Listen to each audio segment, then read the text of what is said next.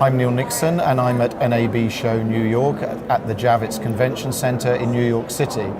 I'm joined today by Chris Brown, Executive Vice President of Conventions and Business Operations at the National Association of Broadcasters. Chris, thank you very much for joining us this afternoon. Good to be here, Neil. Thanks. We've seen quite a change this year. The show seems very vibrant. Is this NAB show light, or is it more than that?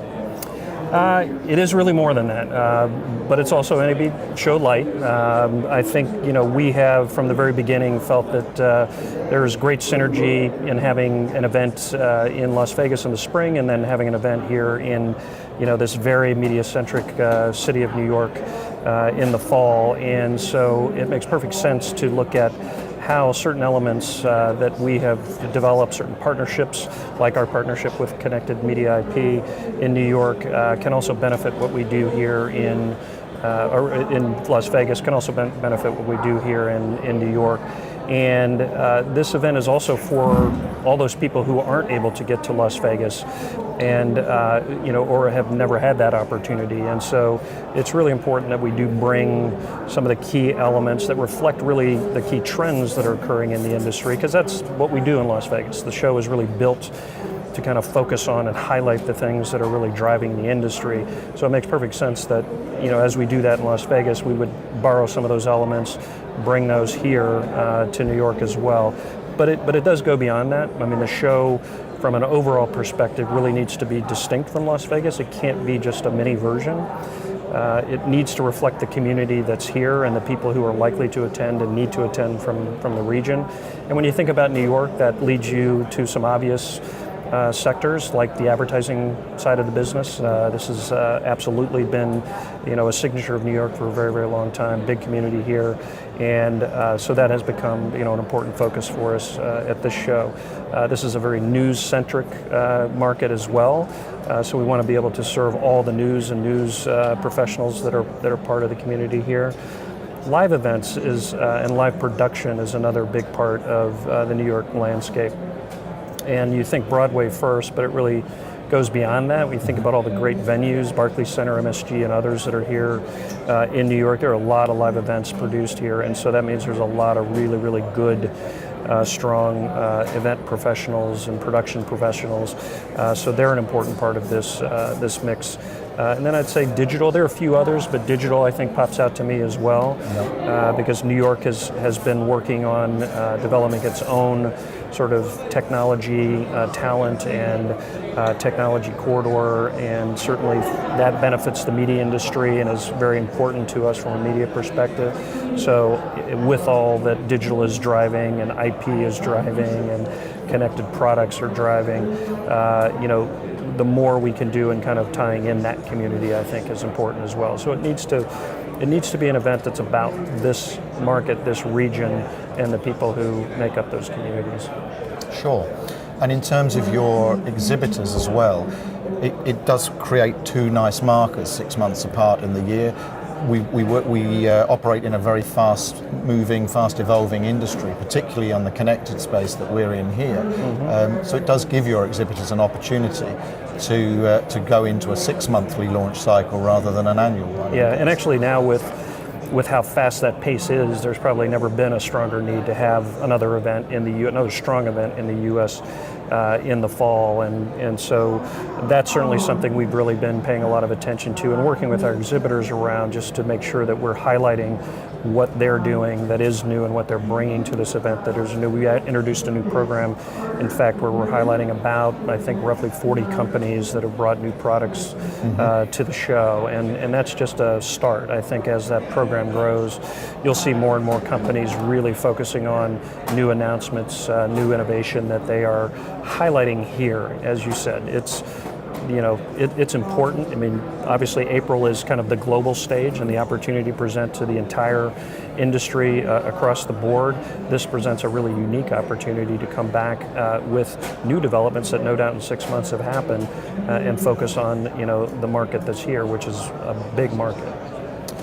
Excellent. And as well as a vibrant show floor, content is very important, and I've noticed very much this year that content has been very much tailored to the communities you were mentioning earlier. You have a keynote stage and I think 4 other on-floor theatres. So that seems to have been a really positive development for the visitor. Yeah, I think for us the key word with all of that was integration. We wanted to make sure that everything connected. Oddly enough, connected media. But for us, that connected idea that everything was integrated, that what we were doing in the programs from keynotes to individual sessions in those theaters on the floor, all kind of tied back to what folks were going to see or would be seeing on the exhibit floor from the exhibitors in the show, and that does relate back to their specific needs, to the specific challenges of those communities that we talked about, those different segments, and each one does approach it from a little different perspective. Live event production very different than than the advertising and commercial development side of the business.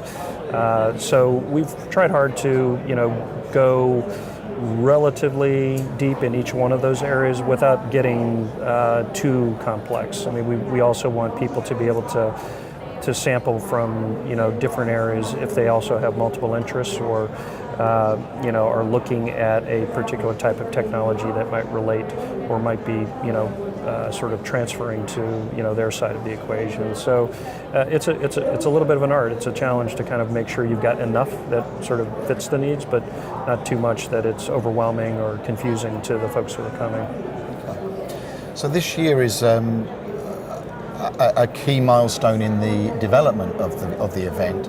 A National Association of Broadcasters acquired the show, I think, 3 years ago, which was at that point called CCW. This is the first year following the announcement last year that it's called NAB Show New York. Right. We've seen a difference in the profile of visitor, or a broadening in the profile of visitor, and indeed we have, as Connected Media IP, brought a number of exhibitors here that probably wouldn't have felt so comfortable at the event 5 years ago. Is this, this evolution part of the plan for developing the event? Absolutely. Yeah, absolutely. The interesting thing that we've found, and it's certainly reflected directly in the partnership that we have with you and CMIP, is that there's